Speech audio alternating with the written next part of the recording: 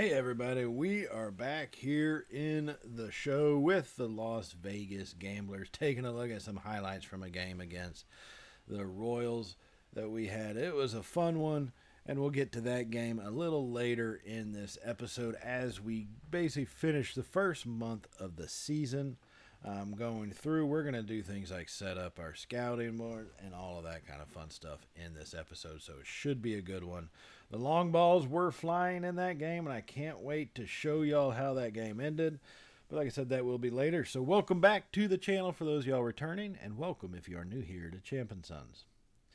So we have the first week of the month, right? We started out with a good win over Toronto in game one, and it's good to get a start on the right set, but at the same time, I think our team has some issues that we are going to have to get addressed. So I don't see this undefeated season we have going right now lasting for, a super long time. I haven't really gotten too much into doing trades, so we will see the scouting and stuff set up in this episode, but I haven't gotten too much into looking at trades. Just I want to see how that kind of works out with some other people I've been watching play this game. So I want to see that before I really jump into that kind of thing and start messing around with the trade slider. I haven't adjusted any sliders at this point, so it's just getting into the game, getting it going through. Plus, hopefully we get a lot of seasons in, so we'll have plenty of time to make slider adjustments as needed. Blue Jays defeat the Gamblers 4-3. Well, that's great. That's just great. We're going to see these simulations. This is how I'll run the season. We'll just do certain moments of games. It's not going to be every single one, obviously. So that's just how we're going to play this thing out. Play out these little special moments and see what kind of happens from here. And on this one, against Atlanta is kind of an interesting series. I think, coming into it, Atlanta probably is the overall better team than us. I think if you look at rating-wise, yeah, that's the case. But, when you get an opportunity to take one out, might as well do what you can, right? Now here, bases loaded, offense, it is kind of a problem. In the first game, yeah, we had the couple home runs, put up 6 runs and everything. But since we started the simulation, and there's only really been 2 other games, offense has been kind of a slight issue here. Clutch hitting, we have a couple clutch hitters. Now, McNeil's not a clutch guy, and you can see why, but hey, he gets to sacrifice, and so I'll take that. Gives us the 1-run lead. We definitely offensively need to look at hitting. I'm not sure how much that clutch rating really does in a situation like this. So if you have a high clutch rating but a low contact, would that balance itself out? I think it probably would. So now, because clutch rating for Wilson is in the 70s. His vision is in the 90s. I probably could have challenged that. Oh, I do challenge that one. So see, there you go. And it barely nicks the corner. That's ridiculous. But hey, it's one of those, it is what it is. But his vision is at 90-something. And his clutch is incredibly high up there, but his power is low. His contact is mid. So what is it? And this is what I'm talking about. But that one, it doesn't quite get through, and he's not fast enough to beat out the run. So high clutch, low contact. And I think that's kind of the standard result, what you see. So as much as I want guys that have a high clutch kind of rating, at the same time, I really also want to see guys who have prefer to have higher contact, right? That would really be the main thing. Now, just for time-wise, we're going to go ahead and simulate to the end of the game that we hopped in. Yeah, it's going to keep popping up with moments. So we do end up getting that win, which is a good thing. Starting out another series with a win, that's what you want to do. Get you out on the right foot so you're not behind in a 3-game series 0-1. You're in the lead in a 3-game series 1-0. So I'll take that one. Ends up being an 8-4 win. So think about it, in the 9th inning, I guess we kind of went off for a few more runs. 4 more to be exact. But still, I think offense has been kind of a struggle for us for the most part. And another thing that has hindered us, and we saw this with our roster to open the season, and it was something I did mention, is relief pitching. So once we get into scouting, pitching is going to have to be a big-time scouting point for us. Like, it just is going to have to be. Gamblers, Braves. Woo, we got them on that one, 4-2. But see, 4-2 game. Houston, we've actually done pretty damn well.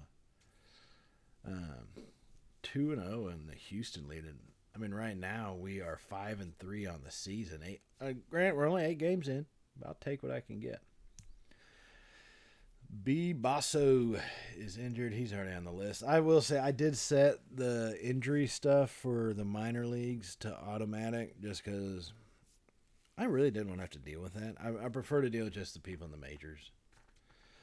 So just all in all in that aspect.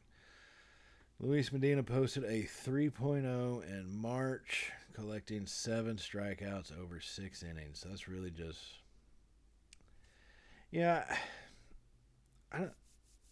there's a time where an ERA of 3 generally wasn't highly sought out. I would say probably now it might be more than ever. Seeing some of these ERAs of some of these guys, 8.59, 16. I think I saw one of them was like a 20-something. So, yeah, I guess I can understand that. Maybe we will keep a look on him. I don't think so. I wanted his ERA to get lower.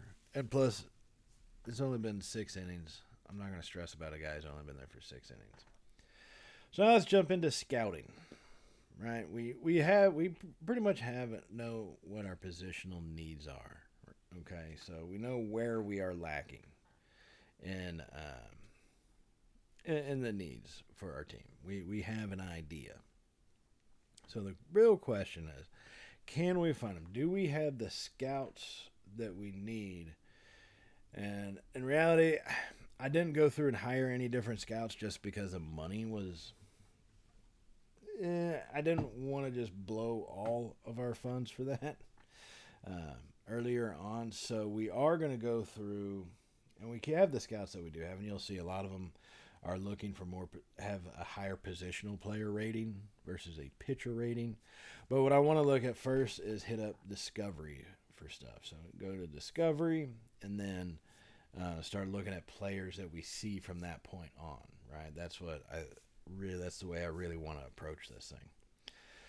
So the positional needs, it only lets you select 3. Relief pitcher, starting pitcher is rough enough, but I think I can deal with that in trades. So relief pitcher, closing pitcher, and then we also do need center fielders. We got a bunch of speed there, but potential isn't the highest rated, and the ratings are just kind of low as far as those guys being able to actually hit. I think fielding wise they're pretty decent. It's just being able to hit is where they really are going to struggle. So we'll have to keep a watch on that. Maybe we can get some guys developed up. That's another thing. We are going to have to kind of be able to work on developing players. That's going to be part of this series, is getting that done. So now that we do have those positional needs in there, it is going to come time to start taking a look at how we want to do it. And I'm going off of stuff I've seen in comments on other videos. And so really, like I said, the theory is going to be, let's go with doing some discovery first. Right? So set your region, set your discovery, discovery aspect, and I believe also like the position aspect. So position, discovery, all of that fun kind of jazz. And then once you set that up, then we can go ahead and at that point look at specific players. So here's what we got. Here's our guys. Here's our scouters. Lee Palmeiro. See, pitchers. So Zelda Gonzalez has pitchers in 84, position players 79. That's kind of switch versus what our other scouts do have. But what I also want to look at is discovery. Lee Palmeiro, position players 85. I don't mind using him. His discovery is a little bit higher for us. It's the highest discovery that we do have. So if I can use him to discover players, and then let's switch over to have Zelda maybe scout a player. That might be a little bit better. So Zelda's discovery rating is 65, but pitchers is 84. So I'm going to let her look at relief pitchers on that one. And yeah, I'm assuming Zelda is a her. But either way. Kosuke Cooper. Position players is an 80. That's what we're going to have them look at. Discovery is a 59, which kind of sucks. But I think you have to kind of still go with Discovery to get an idea of who you're looking at and who is actually out there in that region in that position field. That's just going to be the biggest thing at that point. So you got Lee, Zelda, and we have Kosuke. Let's go and finalize that plan for the week. Now we are going to need to go back in and start simulating as our season does continue. Like I said, we will get through this first month of April here. I think we will take a brief look at that game against the Royals right there on April the 30th. So it'll be fun to kind of go through that. Gamblers have the lead. Let's go ahead and enter this game against the Astros. See if we can't build on this thing. And really, we are the home team. This is the first look at our stadium. I did use the backdrop of Big City. This could be in Las Vegas. Yeah, you're not going to have skyscrapers, but imagine those are towering casinos and hotels in the background. Because mid-size I don't think really worked. I may go back through and change that just to look at it, just to see. But I think Big City just worked better for that backdrop of it. So that's what I did go with in developing the stadium. And we're going to, Soderstrom, who's been pretty good for us up to this point, is just going to fly out to deep center. So he is a player that we are going to be keeping a good eye on. He's got potential to be our star player, essentially. And so we will want to keep looking at him. In all reality, it's one of those, I don't know if we look at him in terms of, hey, we are going to trade you or what have you. So we'll have to kind of see how that goes. Now, let's see. We have a 7-4 lead going into the 9th inning. You know what? Yeah, let's just go ahead and jump in this. Cam Smith for the Stros. He's got 3 strikeouts. Like I said, this is just a player moment, so we are going to be Soderstrom in this one. Our left fielder. First one comes, and that's going to be a line out to first, and that's the game. So we'll take that one. I am glad we got that win. That is a complete sweep of the Astros. And being a divisional opponent, that is exactly what we wanted to have. That just feels good to do. Although in real life I am an Astros fan, and that kind of hurts. But and the Gamblers World fan, they are my team. Those are my fellers, and I'm glad we kicked the trash can beating keister off the Astros. Although once again, I don't think that's what they were actually doing. I'm not saying they didn't cheat. I'm just saying I don't think that's what they did. The logistics of it just don't make sense. Anyways, I mentioned that in the last episode. I'm not going to dive into it, although if you really want to, let's eventually have a discussion on it. So let's come on in through, and a little later we're playing the Yankees. Kick the crap out of them. I think everybody loves that. We're 2 games in, and we're winning. And I'm really waiting to see because there it is. Yankees are beating us 5-4. Got Muncy on first. Wins is at bat, and we simulating the Yankees win. Damn it. Shea Langoliers, he's a young catcher that we've been looking at. We have been, he's got a lot of talent, right? It's just at this stage, it's going to be bringing him back in slowly. In all reality, he was going to be our starting catcher. If you look, he's an 85 overall. He's a young kid. He was going to be our starting catcher. So it's because of the injury, he's not. Now we got to get him phased back into where eventually he will become that starter. I think with his potential and his capability, you're talking about someone who could be a potential game changer for us in a lot of different ways. So I want to look at some of these pitchers that we have here. Mason Barnett, he's got 1.2 ERA after 15 innings. We got to start keeping a watch on some of these guys. As we go through the season, start shifting them up, putting guys that either are not being used or just not playing well, send them back down to the minors and so forth, so we can really kind of finalize a larger portion of our roster as we go throughout these seasons. But also, in an ideal world, it helps bring up some of that young talent and get them developed. So we are going to have to keep a watch on it. We knew pitching was going to be a problem, but hey, it is what it is. Now, I'm not saying Austin Wynns hasn't done a good job. I think he really has, especially in the batting section. We saw him in Game 1 against Toronto, what he's able to do there. But I just think Langeliers is going to be the future. Now, Shane McGuire, we do have this rookie on our roster. My problem with him is his overall potential is a D. His potential is a D and his overall is 60. It makes it kind of rough. In all reality, he might get a lot more playing time if we were to move him down to AAA. But I'm going to go ahead and actually do that just because. Use one of their minor. Yeah, we're going to get him down there. I want to see how he performs down in AAA. If he can put up some good performances there, maybe develop a little bit, then we'll look at bringing him back up this way. That's going to be the biggest kind of thing. So let's go ahead, sim through. We're beating the Mets, and we have defeated the Mets. Okay. So right now, our season's actually starting out pretty good. We're 10-4 on the year, folks. we're playing pretty damn good, to say the least. 2 pitchers discovered. View on your recent. All right, come on. I'm not looking at the recently scouted. I like to look at everybody. I want to take a guess.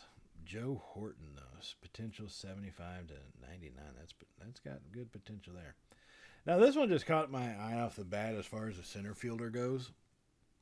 So the contact is actually, future contact is actually semi-decent, but, I mean, looking at everything else, he's got pretty good numbers. This is 79 to 97 potential. That's something I really like to see. Now, 62 to 80 overall, I can deal with that. I prefer, obviously, the 80, but a player like this, we can definitely do something with. I just don't know how early we'd need to grab him, and if some of our other needs come into play before, and then get those guys, and then still be able to get someone like Gehringer. I don't know. We're going to have to take a look and keep our fingers crossed that things work out for us in the end. That's just kind of how it works in this game, is all I'm going to say. All right, so looking at some of these other players here. So just looking off the bat, face value of someone like Joe Horton, right? You see him from the Central region. He's a starting pitcher. Potential is 75 to 99. That is a good potential, but overall, 54 to 78. I want to see what this guy can do. I really do want to see what he can pull off. Whoops, did not mean to do that one. All right. So listen, the buttons here are very sensitive in the scouting segment. So Palmeiro, my bad.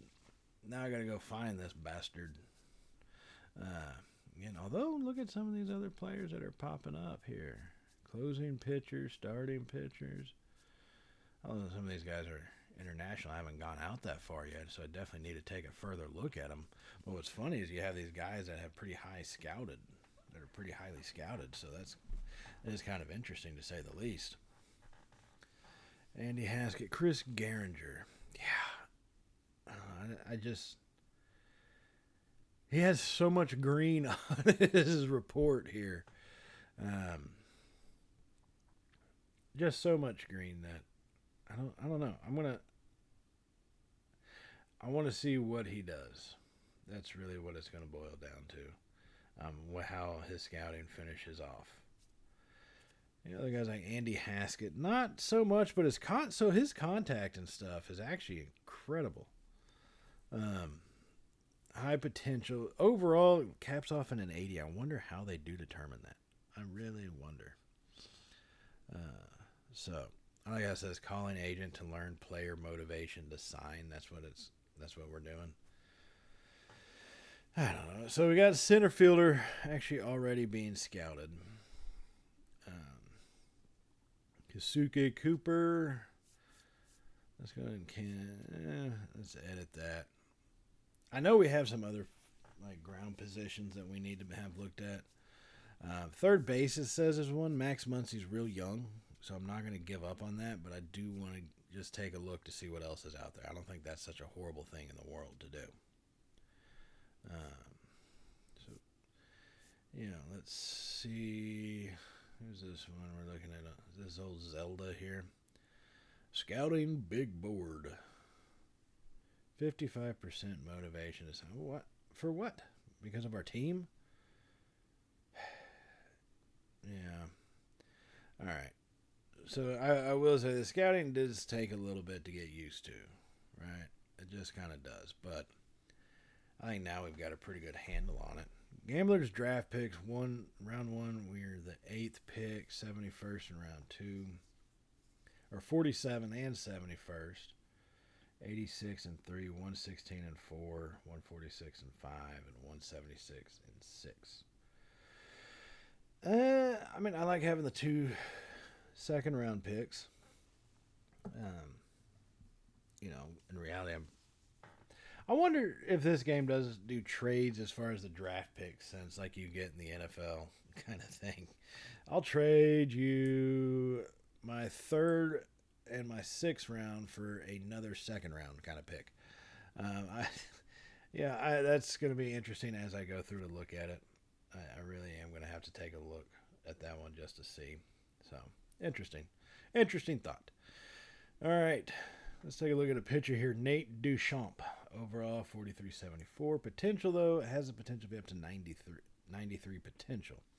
And looking at, he's got a lot of green. He really does. I got to give him that one. But Tom Katomer, he's actually not looking too bad. I like his velocity a lot. 98 on the fastball, 93 on a slider, 95 on a cutter, 87 on a curve. That does kind of bother me. I know the difference between 3 miles an hour can make on a pitch, but I still like to see a little bit more variation in speeds. I think would do better. Throws right-handed, bats left. I don't care how he bats. He's a pitcher. We have the DH, so that's not a concern to me. Hits versus 9 innings. Hits per 9 versus right-handers. Potential 75 versus left is 86. That's funny that it's better against left-handers than right-handers. And same thing with the strikeouts per 9 innings versus left-handed batters is higher than it is for right-handed batters. Normally you'd see it be the opposite. Control, clutch, stamina is a big thing. Definitely for a starting pitcher. One, I want my starting pitch. Everybody goes with the way Major League Baseball is. 5 innings is what it takes to get you considered for a win if your team does lead the whole way from the time you pitch till the end of the game. So 5 innings is the minimum. But with a team like the bullpen we have, we need more innings than 5 out of these guys. You know what I'm saying? More than 5 is really what we need. But the Rangers came back to beat us 2-1. You ingrates. Now we lead 6-4. They got bases loaded. Hey, we held on 6-5. Okay, I'll take it. The Rangers take 2 out of 3. Dennis Santana for Kevin Alcantara. Closing pitcher for a center fielder. Okay. Cubs get Santana. That's a pretty damn good pickup for them. He's 29 years old. B potential. ERA sucks, but 6 saves. So he does have 6 saves on this season already. The Pirates are going to get Kevin Alcantara, C overall center fielder, rookie, 67. His rating. I wonder what that kid's potential is. I don't know.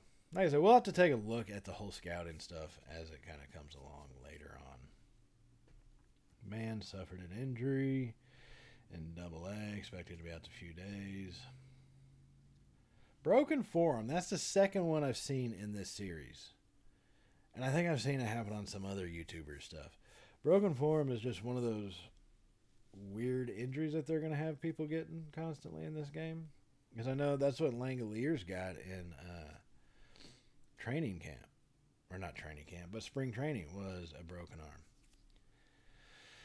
Katimer, we've got him pretty much fully scouted. Is what it looked like. So I think we're fine on him. Let's see. Yeah, we got him fully scouted. Overall, 71. Not as good of a turnout as I thought it would be, to say the least. Recently scouted, and he doesn't even pop up there. Okay. Yeah, seeing that makes me kind of nervous. Potential is up to 79. So that does change things. And if you look, he's got a lot more yellow on his board than anything. So, I mean, I'm glad we know, right? But just having to take a look. Now, Andy Haskell is another center fielder I wanted to look at outside of Garinger.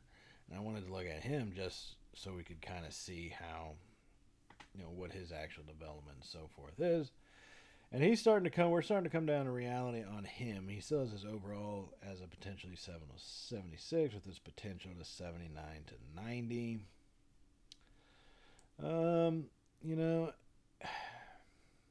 I like his contact though. Vision 69. I've seen better. I've also seen a lot worse. Third base prospects. Let's take a look here. Right fielders. Third baseman.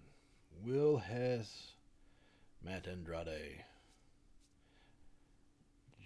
Jay Easton. Trying to find the right guy I think that could fit our team. Buck McCain. Now that's a third baseman's name right there. Matt Andrade, potential. I mean, that 79 or 99 is going to come down, obviously. Overall, 36 to 59.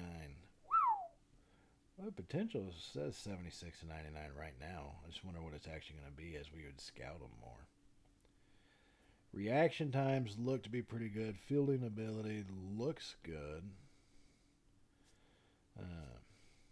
Let me see. 44% motivation to sign already. But his potential is only 50 to 68. That is no bueno. But look at his contact. Right now. Ooh. I'm liking that power. Power only goes up to 60 for him. That's odd. Kind of odd, but still a contact hitter. That's a guy who can drive in some runs. Good old Buck McCain. Overall, yeah. I mean, what's funny is I think almost all these people, until you start to actually scout them like 20% or more, almost seems like all their potential is just yellow to green all the way through. And then you find out what their actual potential ranking is going to fall, and you're like, oh, well, never mind. Matt Andrade. See, we're at 15% now. It's already kind of come to reality type moment. Will Hess still has a lot of green on him. And so he's got definite potential, but potential 63 to 96. I need to see what that comes down to. Because that is going to drop. I think we all know that's going to drop that way. So it's just whether or not, it works out for us.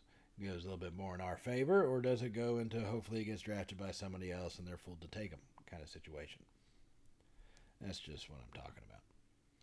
All right, so we got Katimer at 100% over there as a pitcher. We got Andy Haskett being focused on center field. You know, Cattermore's only got 56. Haskett's got 48% motivation to sign. I got to figure out what the hell that actually means.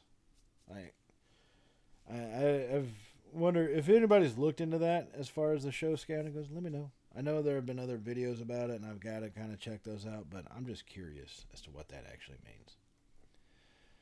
Zach Littell for the Gamblers started this game. 7 innings pitched. And did that say, I think it said he gave up like only no runs? So we've already given up. Yeah, no runs. Okay. Here we are, top of the 9th. This is against the Rangers, too, in Arlington. Let's see if we can't pull anything off here as Lawrence Butler blasts that one foul. What's funny is they don't show the nets going as far down the stadium as I think they actually do in real life in these places. Boom. Swing and a miss by Butler. No bueno. Oh, we got 2 on. We need to get this win in. And Butler swings and misses completely off. Okay, I'll say this. When it comes to simulating these things, this can be a slight problem. I don't know if others have it. I just know I have that problem with it. My timing gets to be all off. So whereas it takes a little bit in a game to develop timing on a pitcher, you don't really get that in these situations. So timing's a little off, so I end up looking foolish as I swing and just kill some gnats. All right. Max Muncy, 143 with runners in scoring position. Not that great. Oh, God. That's why I'm looking at third baseman, too. Like, he's young and he's got good fielding talent. I think he'll come along as a batter. He's real early in his career, so we're going to have to do some training and development for him, I think, is the only way. Oh, that's on me. That one, he didn't swing because of, as the old saying goes, the nut behind the wheel. I probably should have swung at that one. Could have driven it, I think, into a gap or something. Instead, I swing at the high and inside one. I still think that's a strike. Yeah, that still would have been a strike, so I'm glad I did swing at it, I guess. But 2-2, and that one is going to get down. Nope, it did not. Okay. No get down, so that's no bueno. Let's just simulate this thing out, and the Rangers walk it off. Man. 1-0. And so, at least Littell, our pitcher we picked up in free agency during spring training, he pitched pretty damn good. 7-inning pitches, 0 runs, and so forth. But we've hit kind of a rough streak here near the end of the month, to say the least. Kind of a rough streak. We're now 13-14. We went from 10-4 to 3-10 in our next 13 games. So, a little rough on that one. Andy Haskett doesn't want to sign with us. 74 overall. That's not too bad. Potential. We're talking a B potential. Haskett's got potential being a lefty. Yeah, I kind of like that. I mean, look at his speed is obviously there. Arm strength is going to be there. Accuracy is a little low, to say the least. Can't believe his sacrifice bunt is so low in all reality, but I think he's someone who we can actually use pretty well. I mean, we've got a lot of fast, speedy guys at center field. It's just their combination of hitting and fielding just doesn't really work out so well. Center fielder, I'd keep that as a position of need. Yeah, probably so. Yeah, I'm good on that guy. I need Will Hess to really still be kind of looked at, but Andy Haskett, I can probably stop scouting him. So Zelda, let's see, we're at pitchers. 79 or 84. Yeah, let's move Zelda to a different region, see what kind of pitcher she can pull up from there.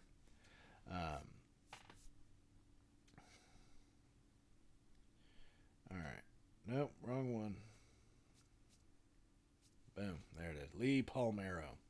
Position players 85. Discovery 75. Yeah, I'm going to set him on Discovery. I want to keep him. I just want to have him be basic infield. Just to see what we can pull up. Now, in the next coming weeks, because you do this over like a 14-week period, we are going to be changing some of this stuff up. We're going to be looking at specific players as we go throughout. So it's going to be interesting to see who we do actually look at and are able to find. I'm not sure technically what would be officially considered a gym if I were to put this in Madden terms, or college football terms, what would be a gym. But it'll be interesting to look at. At least we finally got a damn win against the Rangers. Jesus. Now the Royals are killing us. All right. Soderstrom 3 for 3. And the Royals have beat us the last 2 games. 4-0 and now 9-7. So this is going to be the final game of the month. And we're facing a sweep. We're at 14-16 on the season. At least we're not that far behind the Rangers. I'll say that. Our last 10 games, though, that's just bad. 3-7. And so Tyler Soderstrom, we focused on him a little bit early on. We saw what he could do in game 1. We saw what he could do against the Braves and everything. And in the last game, 5 at-bats, 4 hits, 2 home runs, 3 RBIs. That was in the 9-7 loss to the Royals. So the kid's got definite potential. He's got definite capability. And I think he might be someone we look at really trying to build, at least build our outfield around, if not the whole team. Be one of our franchise kind of guys, you know what I'm saying? So Kansas City, the good old-fashioned Royals, they have beat us 2 games in a row, but we got Severino. Look at his stats. He's been pitching damn good. 2.7 ERA, 36 innings in 6 starts. So he's averaging 6 innings a game. Record is 4-0. He has 33 strikeouts, so that's more than 5 per game. I'll take his stats all day long. I really will. So let's going to jump into this game. And Brent Rooker, batting .314, will come in here in the bottom of the 4th inning. And there's a good drive. I don't know if it's got enough to carry, and it does. Rooker takes that one out. And that's going to get this game tied up. And that's what Severino needs from us, right? He needs us to put these runs up. He only gave up 1 damn run in 4 innings. It's about time we repaid some of that. Rooker coming through big time for us on that one. And he's got power. Like, he's a right fielder, and he's got a surprising amount of power. I mean, you see it there, taking that ball the opposite way. So, now Soderstrom, with all the pressure of the world, comes in and 0 for 1 so far this game. Well, not anymore. He is now 1 for 2, as Soderstrom is going to continue the hot streak, and he's going to end up stopping at second. I thought about sending him over to third, but I just didn't think he had the speed for it. So that was a hell of a hit down the line, though. Good job to follow that one up. Get a little something cooking here in this one. Finally, as an offense, that's kind of what we need. And I think we've seen, based off some of these scores and the simulations, offense has been kind of a problem for us. Now, here's Shea Langoliers. Here's the catcher that we had injured. We saw him coming back, our young buck. Getting him more playing time. It's not consistent every day, but it is definitely more time playing. So 167 is his average, and you can tell it's still taking a little bit to get him down into the swing of things here. Facing a 1-1 count against Cole Reagans, and swinging a whiff on the out. Yeah, just way too late. Got to see that pitch coming faster. Really got to see that thing coming in quicker than that. Next one is fouled off. Whew, jeez. Thank God. Langoliers is battling. I'll give him that. That's a hell of a circle change down in the bottom corner. That one comes inside. Looks like he's trying to brush us back a little bit. I will not and do not stand for such things. So here we come. And that one's inside again. Langoliers holding off. Geloff on deck is actually a pretty good one. He's batting .261 with runners in scoring position. All right. Langoliers, come on, buddy. Oh, that one will get through the gap. I don't think it's going to be enough to score. It's not. Okay. I'm glad to see him getting hits, though. And we're actually doing something on offense. That's a positive thing.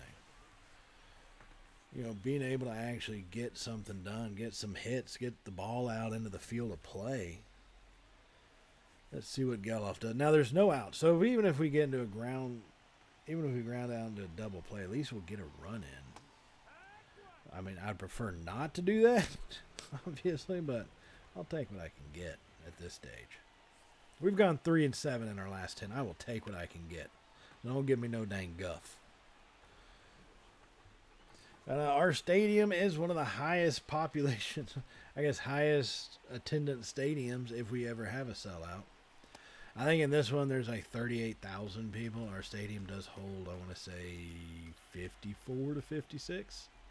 The way I built it, I'm going to have to go through and make some adjustments, I think, but I'm just saying. And the one thing I didn't want to do, ground into a double play, we did, but hey, we got the lead, so I'll take it. Like I said, I ain't going to be picky. Beggars can't be choosers in this world is all I'll say about that. Now, Lawrence Butler moves up to the top of or bottom of the fifth inning. Still have the lead, so Severino's doing a really good job. And Butler's going to drive that thing into the gap. Look at that shot he put on it.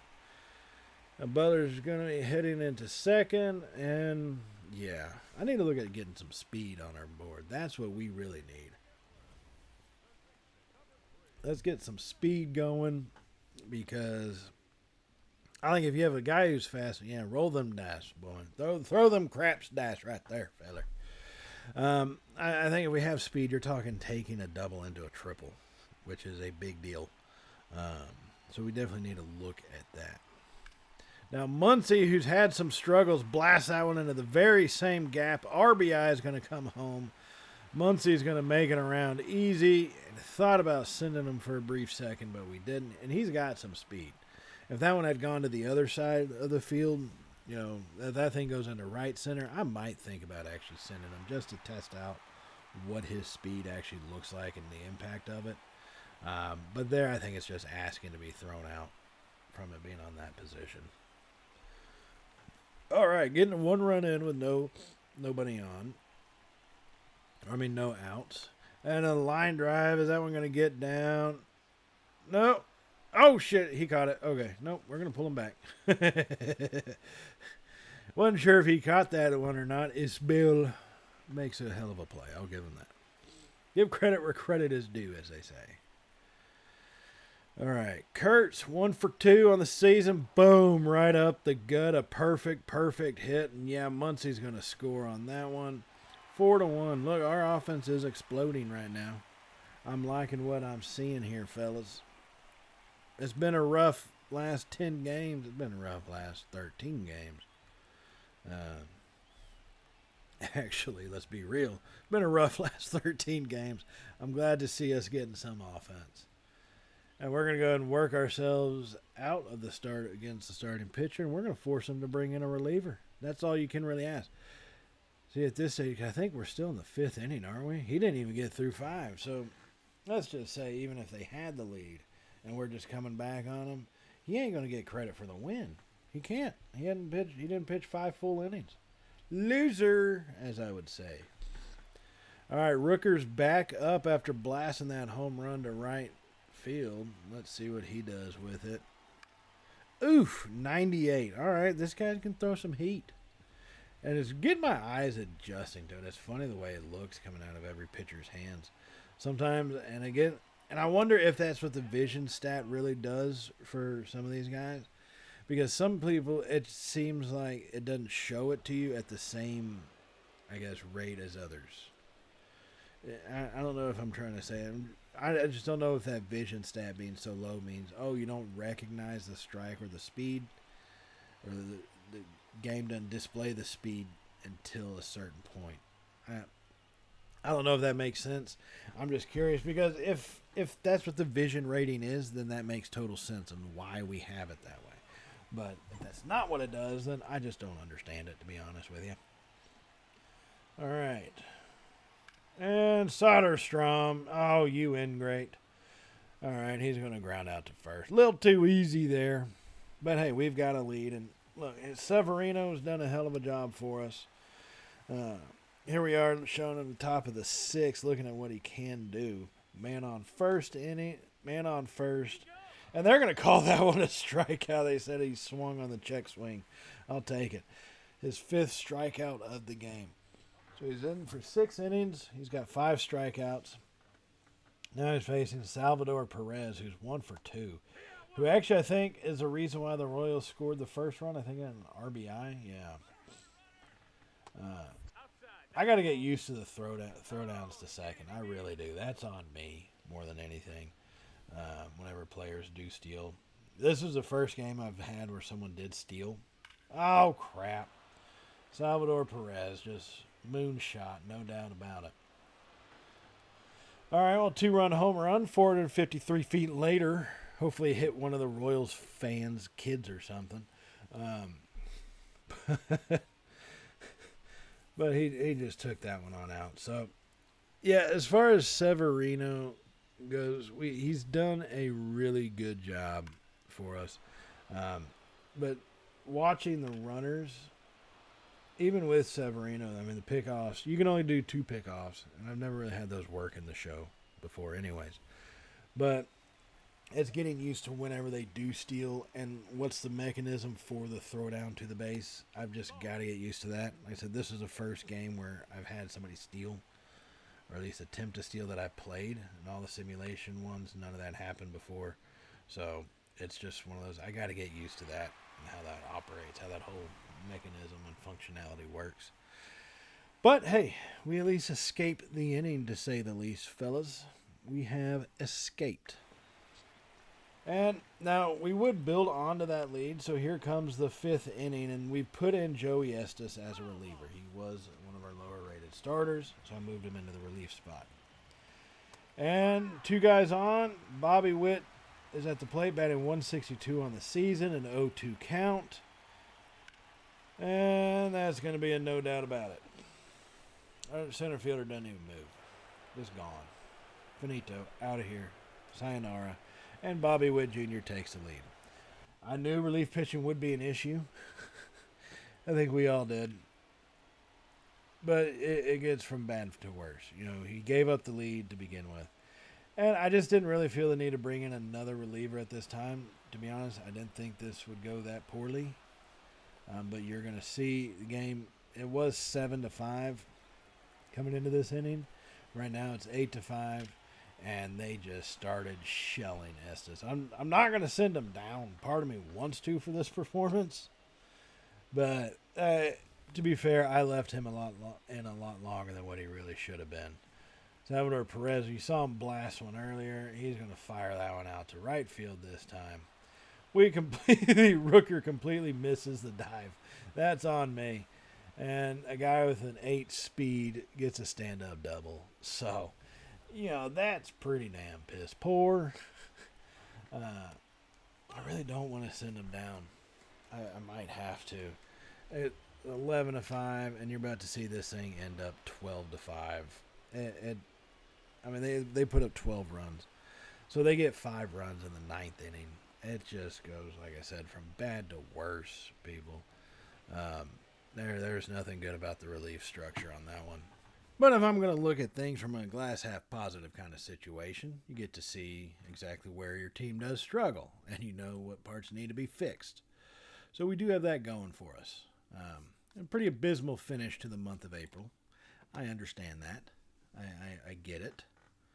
You know, but hey, that's a long season, okay? It's a long season, 14 and 17 now on the year. Looking at the roster, struggling pitcher, 5.4 ERA. Another one struggling, 5.11, issuing 12 walks. Jesus. Ryan Lasco tore it up. There you go, left fielder Lasco. Colby Thomas had an outstanding. He's a left fielder, though. Soderstrom's my left fielder. I wonder if Thomas, I might look at moving him into center field. I wonder if that's a possibility. Blake Beers. Ooh, we'll have to take a look at someone like him, bringing him up. He is a starting pitcher. That's interesting. I don't know if I'm going to, but ooh, he's got potential. He definitely has potential. I want to see if I need to check out that Gage Jump guy at some point. From AA, 22. He's a 67 overall, but with a B. B potential. Jake Perkins, he's 1 for 3, 3.8 ERA. I was hoping he would actually do better. Initially, he was someone I had looked at. He's a 67 overall, B potential. I want to see what he can do more so than anything. I'm going to bring him on in. And yeah, I know I talked about not sending Estes down. I know that, but I can't. I'm going to bring in the other guy as a reliever. I'm going to send Estes down. He needs to relax a little bit after that Royals shilling he just took, to say the least. So I need to check out our other pitchers, see about bringing him up. Shane McGuire. Yeah, I think here I knew this was going to be a problem with regards to first base. Brennan Malone and actually Brett Harris are pretty decent. Is the only problem. So I've got good talent there. Muncy and Ibanez. Ibanez isn't bad with my third base guys. There's so many other dudes are so far underneath that I don't want to send Ibanez down just yet. I really don't. So I am going to take the guy up and send him up into AAA. I want to see what he can do. Is the biggest thing. You're cold. Get your butt down to AA. See what happens there, Swifty. All right, left field. Let's see, Colby Thomas. He's only got a C potential. He's a 68, but he is young. I'm going to give him some more time. I want to see what he does. I want to find out. I want to see more consistency in that realm. I really do. Now, Trade Hub, right now, as far as rumors go, there's not a whole lot of the rumor stuff happening this early in the season.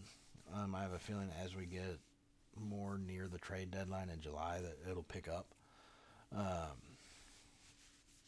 But Zach Littell, I accidentally clicked on him to add him back into the into the trading block. Some of these guys, I want to look at adding to our trading block. One, I think someone like him, some of these guys have potential. McNeil is just older. He's good. Don't get me wrong, he's good, but he is older. So I want to be kind of careful, and I want to definitely try to get some of the older guys out and at least get something back for them. But at the same time, I need their overall to be decent enough that they can attract something. Like Denzel Clark, his batting average is 121. As much as I may want to get rid of him in a trade, he's going to be like a last-second addition to a trade to try to maybe push somebody over the edge on something. He's not going to be someone that people are going to come out and trade for. Darrell Hernandez, it's kind of the same thing. He's a 69 overall, but he's a C potential. So I don't know how quickly he's going to come up. Leo DeVries has got my interest peaked a little bit. Jack Perkins, just moved him up the rookie. There's Gage Jump. Gage Jump, where did they come up? I hope that's that dude's real name. If that's not, someone came up with that. Man, where do you guys come up with this stuff? Is what I'd say. All right, Henry Baez, 23. He's got potential. I just don't know. It's just one of those. I don't know what guys are going to look for yet. And so I am filling out our trade block. I got to look at how the sliders work and all that. Just to see what we can get. I don't know. I don't know if it is something like in Madden where you put a guy on the trade block and just about almost immediately, for the most part, if the guy's worth anything, you'll get trade offers. And most of them are pretty crappy trade offers, but you still get trade offers nonetheless. Michael Stefanik. Yeah, you're on the block, bruh. I don't think anybody's going to take you, but you on the block. All right, just want to make sure. Luis Morales, I'm still kind of conflicted about you. JT Ginn. I need to see more from him. I really do. Aaron Savale. Oh, yeah. I'm not so sure how many more we are going to add in right now. Like I said, this guy, he's young, but I don't know if we're going to get anything for him. Maybe the fact he's a minor leaguer might be the only reason. I just don't know. Now, Austin wins. He's done good for it. I mean, but his batting average right now is 189. Not the worst on the team, to say the least. Definitely not the best, but still not the worst. Brendan Malone, Brett Harris is what I'm going to put up. Brendan Malone and Brett Harris are both pretty good first basemen. They really are. Malone's just on the hot streak. That's why I'm going to try to keep him on. Maybe, I don't know what I'm going to do with that. Maybe we end up trading away Malone. Try to get something back. I don't know. We're going to see. Like I said, this is all new as far as the trade block stuff that I've seen this season. And it's just being a month into it. I want to see, why can't we land a blockbuster trade? Leo DeVries. Man, he's young. He's good. Batting .258, though. I'm just keeping an eye on him as we go through it. That's one thing I like about doing this also, is you see some of these younger guys who are doing pretty good. Just need to keep a better eye out on them, that's all. Denzel Clark, yeah, you are on the trade block. I mean, your batting average sucks, but my God, you are faster than, what is it? John Travolta said, grease lightning, So, take it for what it is. All right, so we're going to finish up some of those minor little roster changes, sending guys up, sending guys down, making things are settled. While we do finish that, guys, I do want to remind y'all to hit the subscribe button if you have not hit it already.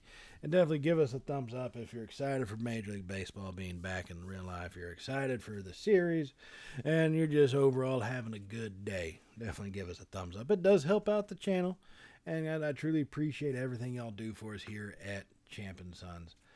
Watch and the series, offering all the support and everything, does a big help for us, and I can't say how grateful I am enough for it. So thank y'all very much for that.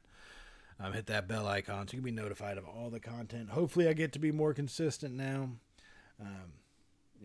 Things are getting back to a little bit more normal in life at this moment, so should be able to put stuff out more consistently for y'all. And yeah, I will see y'all in the next episode as we look to force our way through month 2 of the season, the month of May. Let's see how we can pull off going into summer. Hopefully we get a little bit of a hot streak, because we're now near the bottom of our division, but at least we're better than the stinking Angels. So got that going for us. Other than that, guys, I will see y'all in the next episode. So as always, everybody stay safe, and well, y'all know how it goes from here, right? Later, y'all.